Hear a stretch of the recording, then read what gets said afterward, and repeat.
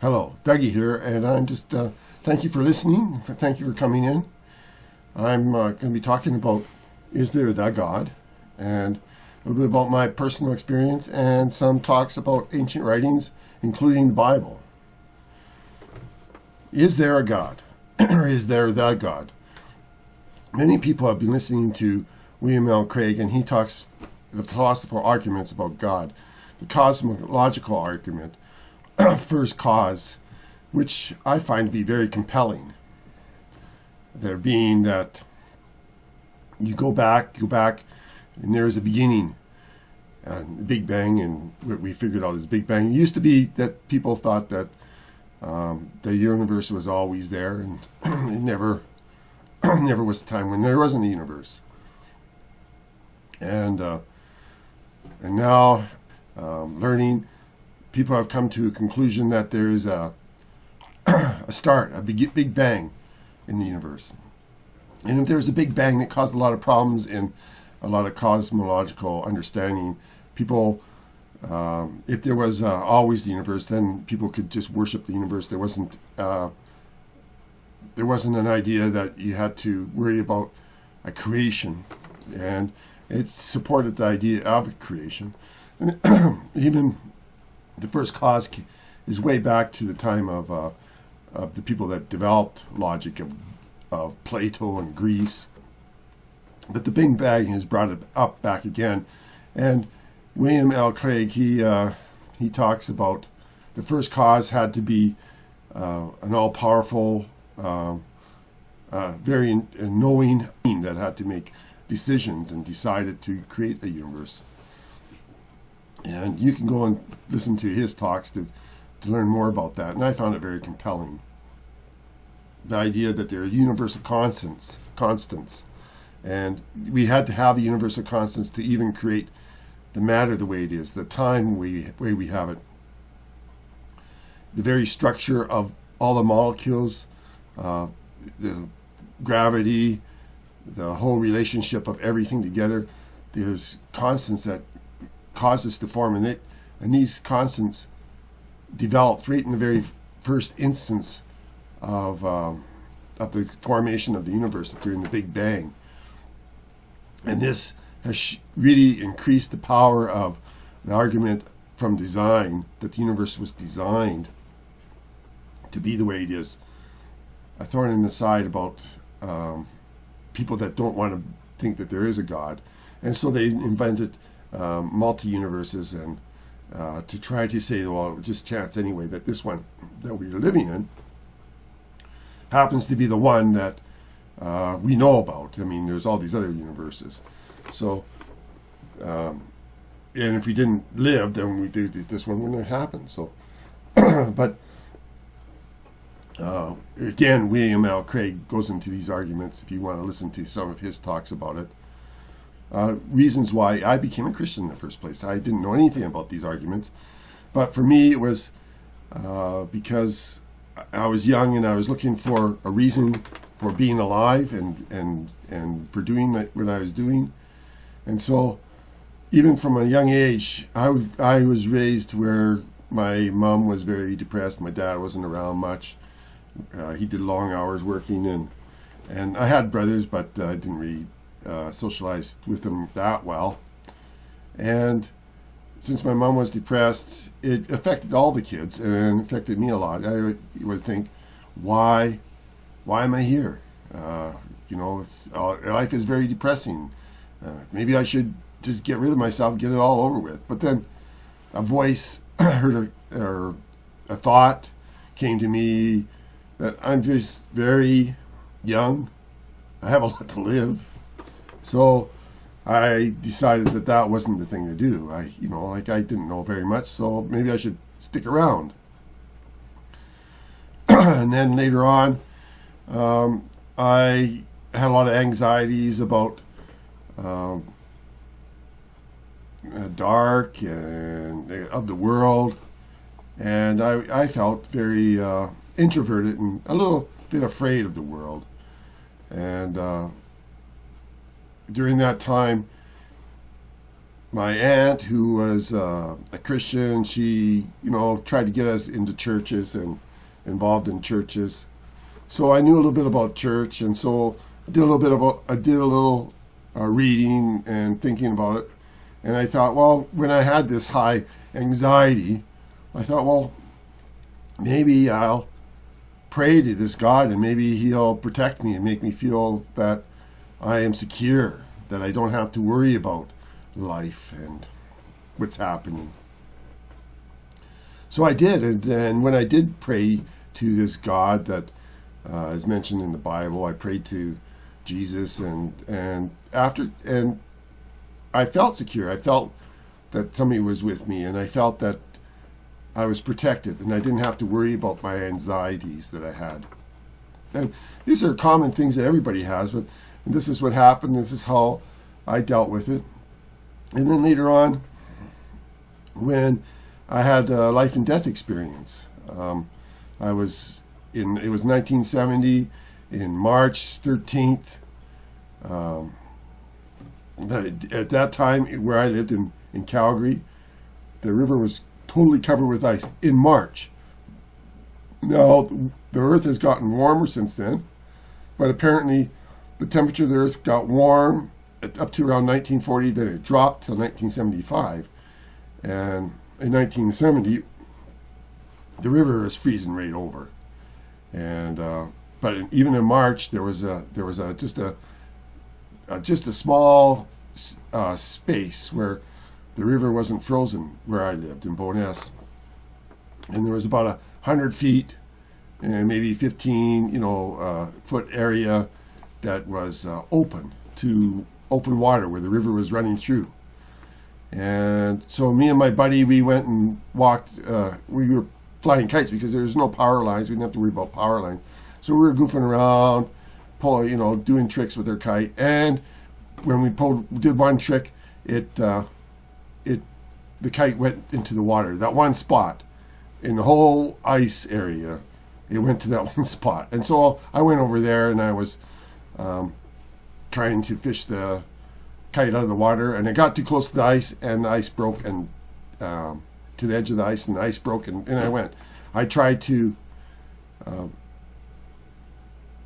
get myself out, but every time I tried on the ice broke, and I couldn't touch the bottom.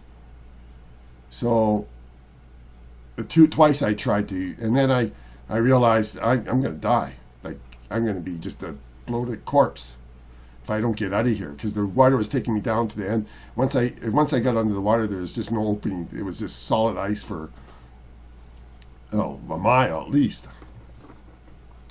So then I prayed a quick prayer, save me, and I'll learn about you and try to figure out what's going on and think about you and do things, live for you. So then I did that quick prayer. It was really quick. And the next time I tried, I went right up onto the ice. And I was on the ice. But I was still too afraid to even move because I was worried the ice was going to break again. And my buddy, he was afraid to even come over to me, and he didn't know what to do.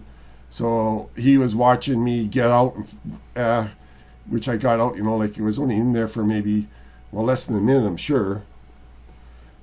Swimming around a bit and trying to get out.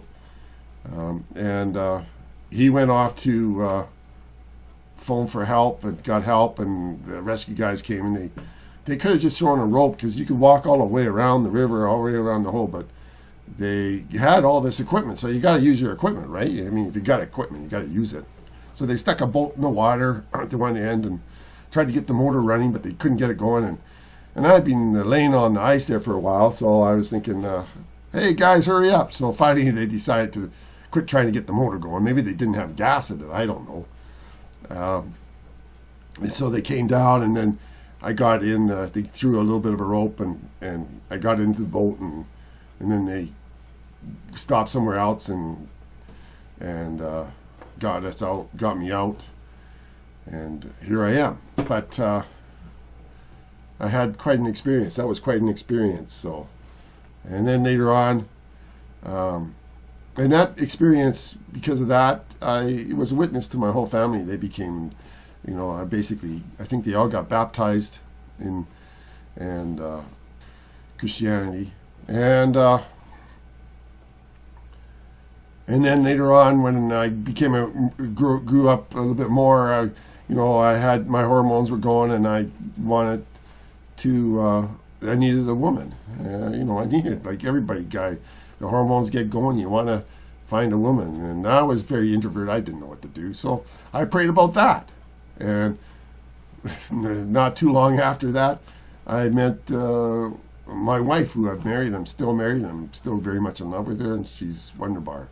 So these experiences made me think about, try to search for what's going on, who this spirit is, and meaning for life. And I've looked in the Bible. I've also looked at other religions. But I think that, even if this is a self-delusion, it certainly is a very rewarding self-delusion, and my experiences, and I've had other experiences, I find them that they are, even if it's all self-delusion, it's a very good self-delusion, and it's taught me to be not afraid of the world, and to try to do things in the world. And even though I haven't had much of an upbringing, probably a mediocre upbringing and everything like that, I still feel like my life means something, which is what more can anybody ask for? And even if it is a delusion, it's a very good delusion. It's a very healthy delusion, and billions of other people have had this delusion about knowing God too. So, and it's really changed the world, I think, for better. So why don't we, just accept it for what it may be, delusion or not? It's very good. Now, my God is a savior God. Some people have a God that's an oppressive God that they think is after them, like is very mean and oppressive. And of course, they're going to react. I would react if I thought that God was oppressive and mean. I wouldn't like him either, and I'd probably be an atheist also. As many have become atheists when they think their God that they have had is a very oppressive God. But if you have a savior God who's always asking you to grow up, to repent, to move forward, to not be afraid, to go out and do things, and your life has meaning, and that he cares for you, I mean, it gives you something to move forward in the world instead of feeling alone, feeling your life that doesn't have a purpose. So this is, to me, very important, and for a lot of other people it's very important to have a savior God, and that's the God that I see in the Bible. Many people see, God in the Bible, they can see God as a masochist, or because he went and, if Jesus Christ is God, and he went to the cross. They don't understand why he went to the cross, so maybe he just gets, says something he likes to do, get himself tortured and put on a cross and beaten and whipped and thing like that, just to show that he's better than the rest of us or something, to put his or some kind of self-delusion guy, or or they may think that God's got a multiple personality. I mean, there's three Trinity. What kind of God is that? It's kind of who am I talking to? This God or that God, or this? It's multiple personalities. Some people think of that, or some people think he's a sadist. If you don't do it my way, I'm going to beat you, put you in hell forever, and burn you, torture you. I just love to torture you for on and on and on. I don't really know what's going to happen. Why? It's just a way of oppressing. They think, a very oppressive God that wants to just torture and cause pain. So there's all these kind of people, this is their God, but that's not the God I see. That's not the God I see in the Bible. I know about all these other kind of gods, but that's not the God I see. There are judgments. The God I do know has made judgments. He tells you have to die to yourself and live to him.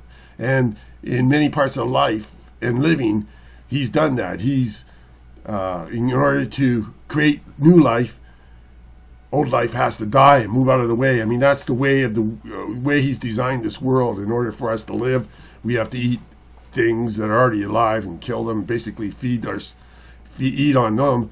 So in order for us to even live, we have to eat something and kill it and eat it and to live. And this is a pattern that's in the world. It's been designed, even in the spiritual life of a Christian. He has to die. A Christian has to die to their selfish desires, to their carnal, fleshy thinking, and their carnal mind, and live to be in a spiritual mind. So they have to die, and there's a death and a life going on, a baptism of life going on every day when they meet these challenges in themselves and in the world around them, when they meet evil. So this is a pattern. And if we want to, for me, it's way more than that. It's it's also that God is willing to be the primal example of that pattern of living and dying for us so that we can live again, and he lives again, and we can basically catch up on his coattails and be with him, because he has gone through it. He's been the pre-man. He's been the one, the example, the more than an example. He is the way. The only way he is, we grab his coattails and just follow him, basically. Though we go through some of the same experiences, because he says to every Christian, if I have been rebuked and people say all sorts of lies and insults me just because I bring up the truth, don't think that they won't do the same thing to you. They'll be lying and persecuting you and doing those kind of things to you, because you're no better than I am, and that's what Jesus says. You're going to have the same thing happen to you. So even though, we are we are following God's example, and we also kind of going on his coattails because he can live again, and we identify with him. We can live again. We also experience some of the same things. It's not always easy. If you look back at time, and through all of history, there's been people that have had experience with this imaginary God that's changed their life and made them become different people and given them power in their life and a purpose. They've looked to this imaginary God, and they've written about him and how they're experiencing, how things that have happened miraculously in their lives, and they've written about it, and it's in the Bible, and there's stories even now you hear, and maybe you don't believe, like you may not believe my story of me falling in the river and almost dying, but there's miraculous stories around of this imaginary God reaching down and pulling us up and saving people. And anyway, that's what the Bible's about. It's a story about a miraculous God reaching down and pulling people up. But people see other things than that, and people say, "Oh, it's just it's not really like there's different gospels and stuff like that. There's 4 different gospels and different stories." Well, everybody has their biases, right? And everybody has their story from their point of view. So if a group of people see an event, they all have a little bit different take on that event. Say it from their point of view, or they'll see things that are more important here and there. But if they all basically describe the same event, then you can be pretty sure that event actually happened. So that's a lot about that. And some people say, the Jews and their history, basically they just copied myth stories from other cultures, and they're just there's nothing new out of there, and there's nothing. There's just a fabrication. It's just a way of used to manipulate people so that you can control them. But if you look at the original Jewish nation, it didn't have a king or anything like that. But if you look farther back into other nations, and if you look farther back than that, before there was any even city-states in the world, back before history, if you look way back, like 12,000 years ago, let's look 12,000 years ago. The Earth was in a huge ice age. There was thousands of feet of ice on top of the Earth. In Canada, it was covered with ice. In Europe, there was a huge ice shield, thousands of feet of ice on the Earth. And the average temperature of the Earth was way, way down. I don't know, at least 5 degrees more. It varies. Temperature varies. 5 degrees Celsius. That's almost 2 degrees Fahrenheit. Each time you go down or up on the Celsius scale, it's like 2 degrees Fahrenheit, almost, kind of. Anyway, so it's a big change, and there's thousands of feet of ice. It was cold, and the water level of the seas were down 150 meters, like 400 feet lower than what they are now. And so you can see that, there'd be more land. There's land bridges. There's like a land bridge between, let's say, Africa and Gibraltar, so that the Mediterranean, it could have been that the Mediterranean, there was no water in the Mediterranean anymore, or very little. Maybe a river going down there or something. So, and it could have, the land, people and animals would probably be going, because the Earth was a lot colder, most people would be going down into these basins where it'd be a lot warmer, there'd be more air, more life, so they could live. So people were living in these probably land basins, and then, surviving. And maybe, I don't know, they might have flourished a bit. They may have had towns, could have had some towns and different things. I don't know. It doesn't take that long before you have a little town and people. And then all this ice started to melt. I guess they were all starting to drive their Subarus and jets and whatever. They're pumping out their power with the CO2. There wasn't any of that, but the CO2 stuff. But in that time, in that ice age, one thing about CO2, it went down during the ice age to a level, because there wasn't that much plant life anymore, because it was too cold to grow plants, and the CO2 was down to, and there wasn't that much life in the Earth at that time. And the CO2 levels went down to 0.018% of the atmosphere. CO2 is a rare gas. It's not a very much gas in the atmosphere. It's kind of ludicrous to think that it actually changes. It's the switch that actually changes the temperature of the Earth. It's such a small amount of CO2, and it's supposed to change the temperature of the Earth. But anyway, so the Earth was cold. There was not very much air. CO2 was low. At 0.015 or so, plant life dies. It just dies. And then if all plant life dies, then all animal life dies. So we were that close of just having no life on Earth. Or maybe back to algae. Maybe algae would live. But practically no life on Earth. But the Earth started warming up again.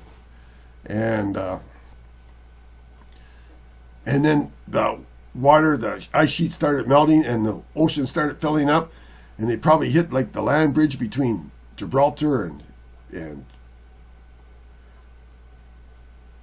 Africa, and it probably broke through, and all of a sudden you got all these people living in the Mediterranean. Well, there's somebody that might have been in a boat, or maybe somebody realized, like a Noah character, might have realized, hey, let's build a boat. I don't know why we can't go up onto the other shore, but anyway, people probably just wanted, they stay in the lake bed or the seabed because it's nice and warm there. Things seem to be going okay. Everything looks fine. You know, that's the tent with people. Even though things are changing, people back in those days, even before the car and so forth and the trains, even in modern times, like in 1700, let's say, people going on horses. Most people didn't travel more than 20 miles. You might go, unless you were on some kind of military expedition, you might travel thousands of miles, but most people, or some huge trade expedition, you might travel thousands of miles, but otherwise, or hundreds of miles. By that price, most people just stayed in one little area. So these people were in these sea bottoms, and the water breaks through, and all of a sudden there's a big flood, right? The whole Mediterranean Sea fills up again. You can't see from one side to the other. You think the whole world's filled with water.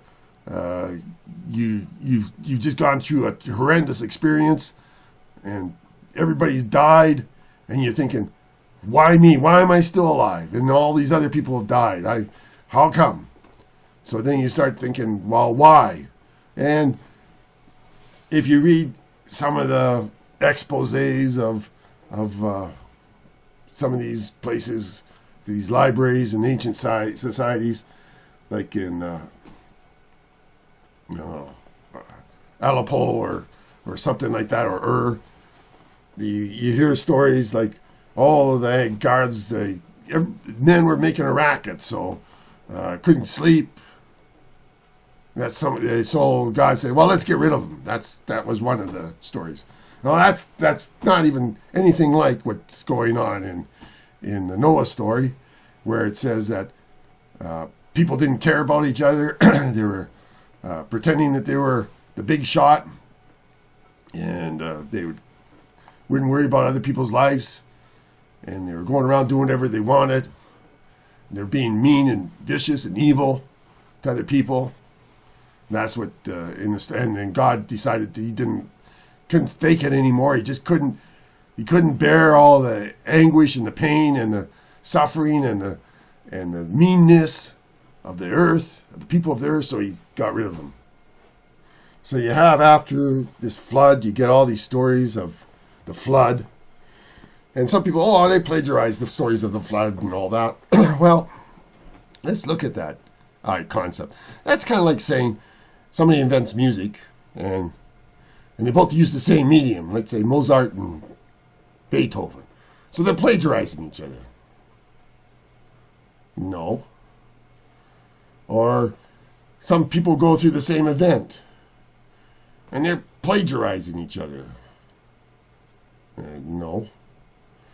If you have different story, different facts, different people, different storyline, reasons why things are happening, and it's plagiarization. No. Yeah.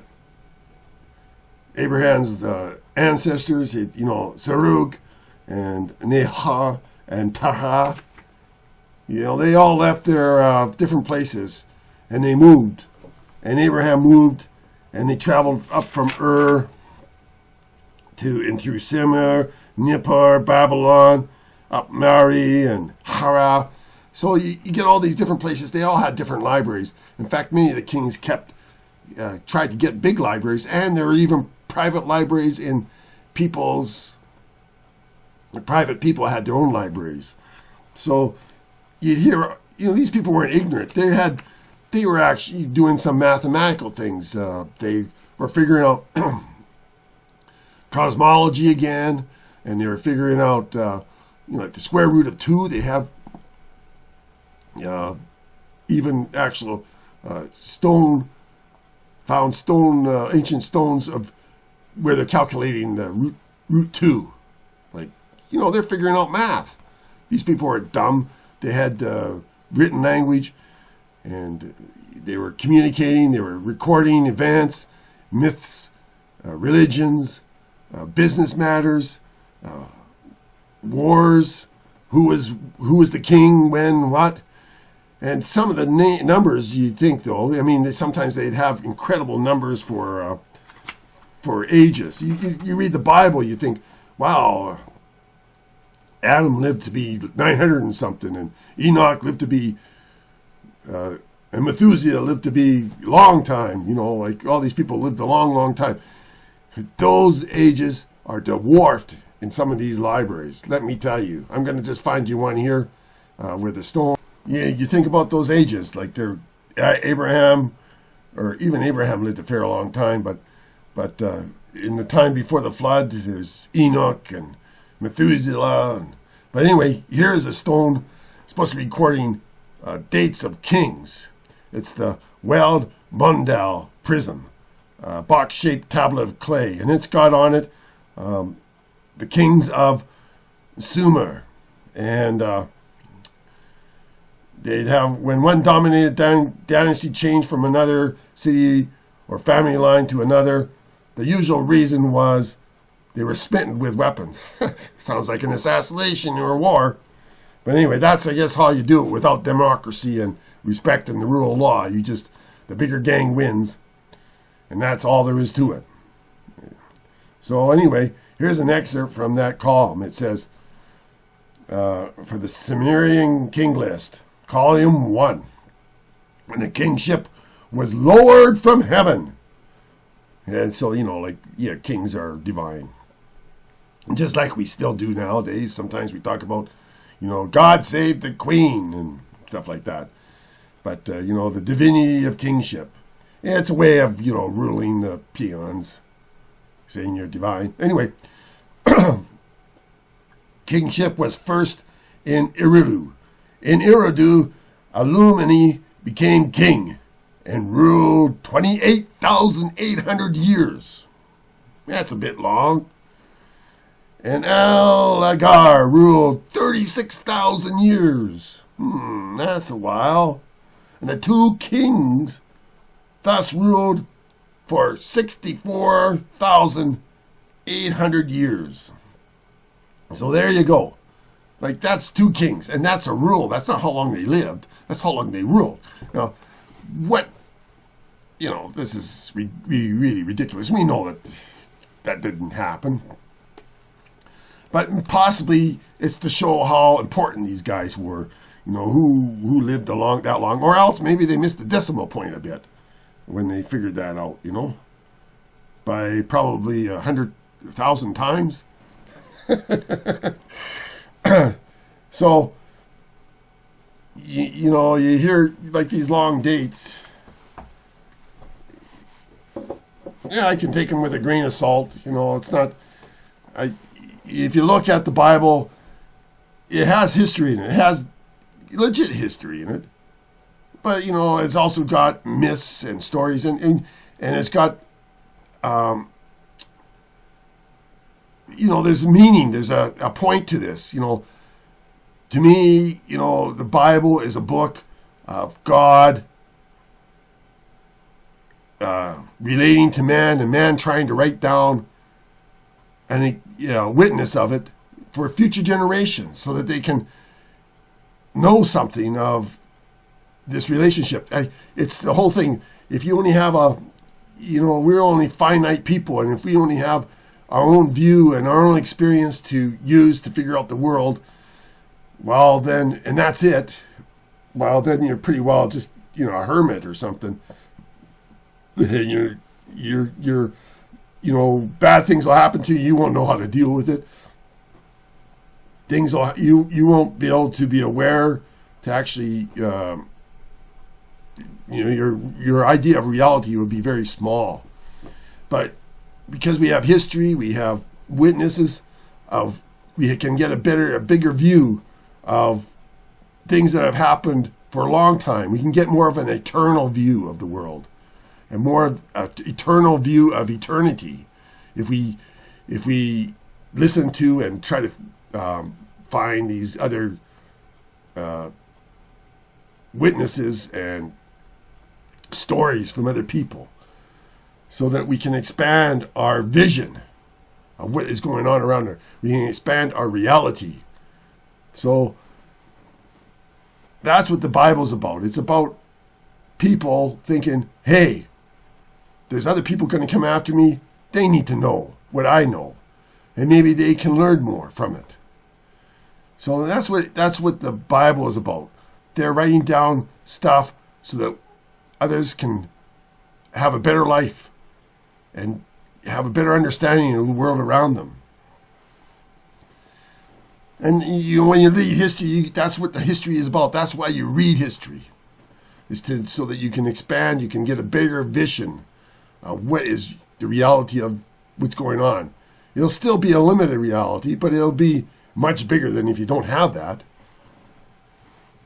I mean, if you go from 1 to 10,000, you've increased your vision 10,000 fold.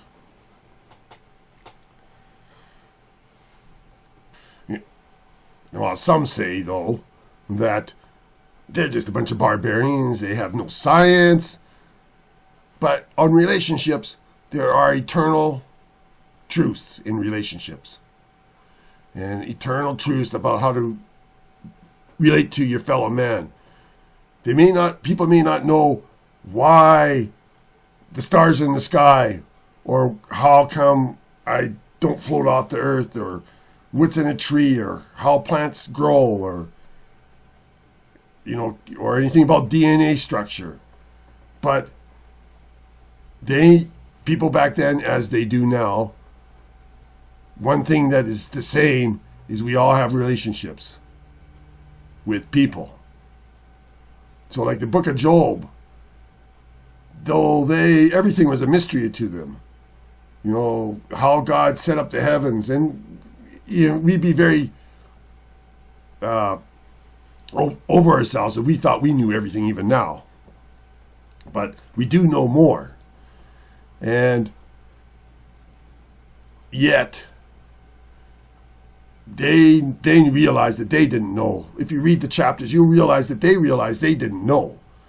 But the one thing that they finally did learn is that no matter who you are, bad things will happen to you. And you should treat people with respect and honor and help them and care about them, even if bad things happen about them.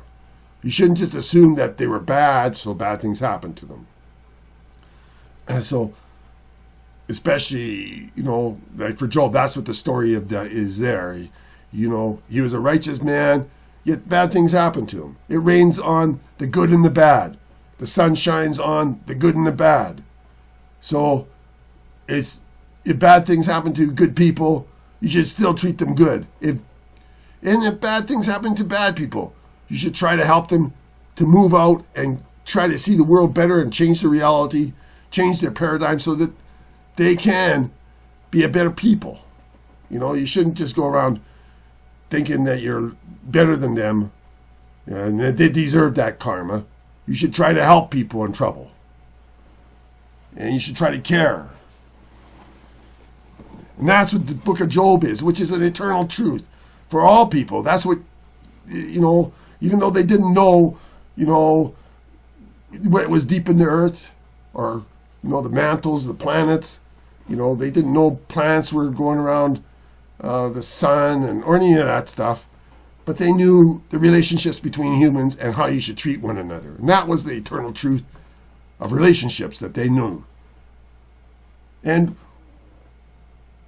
so, and they knew that they didn't know these things. They, when we try to say that they do. And even for the Bible, like, there was a time when the Jews went into Egypt, and then, the family of Abraham went into Egypt, or the family of Jacob, I guess. We went into Egypt, and then they came out of Egypt,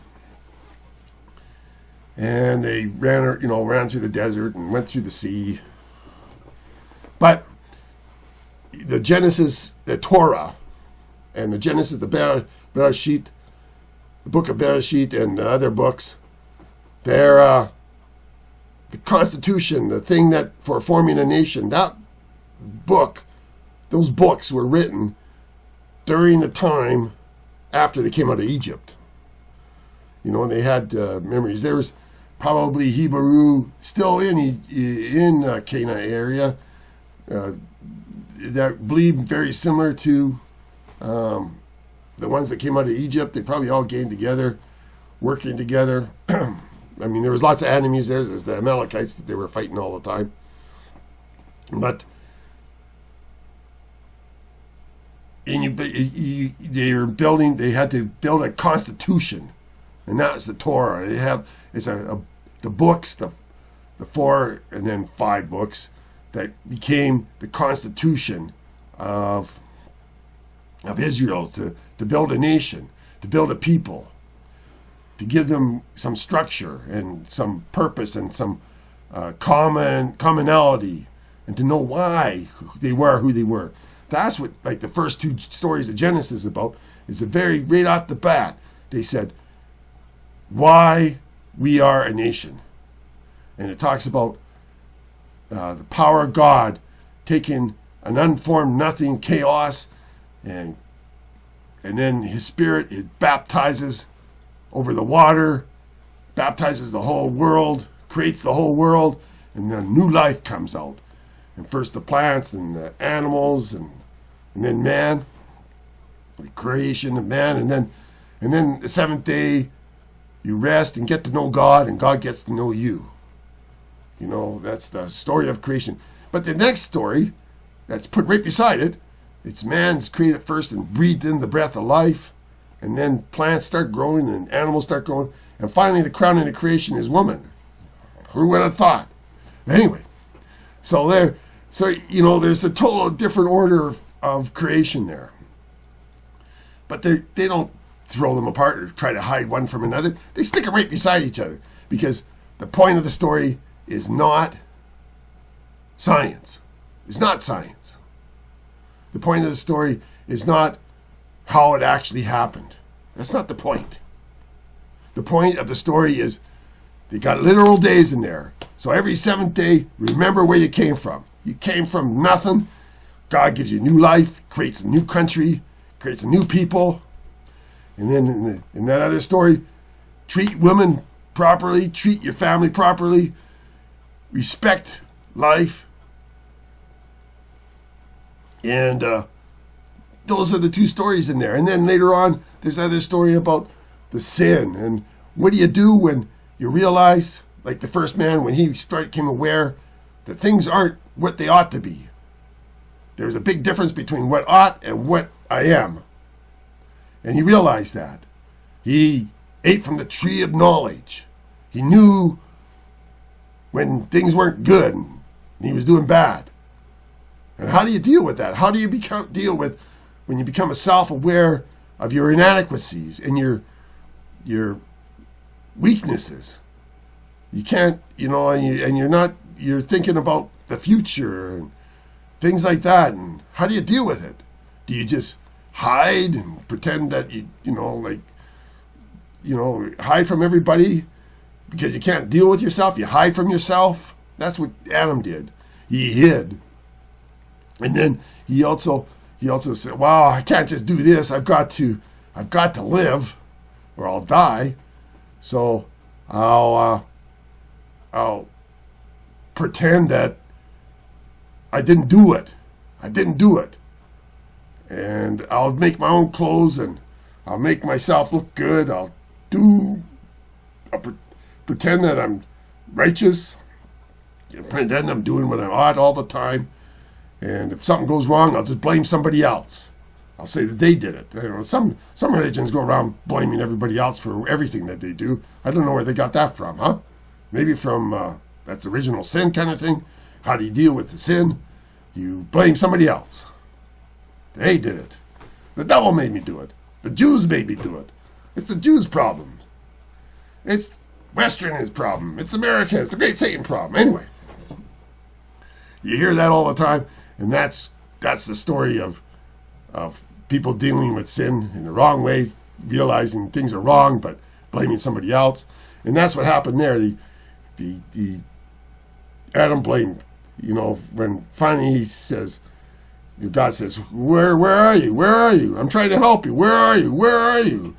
And finally Adam says, oh, well, here I am. I guess here I am. And why are you hiding? Well, I'm not too good, and I'm a bad person. And he says, and who said you were bad? And he says, well, anyway. So then he says, well, the woman made me do it. And the woman says, the snake made me do it, the talking snake. Well, snakes can't even talk. Some animals can talk, but not snakes. So, you realize they knew. They've already shown you that they don't really care about science. These are figurative stories, yet. I mean, there must have been a first man. We all know there was a first man.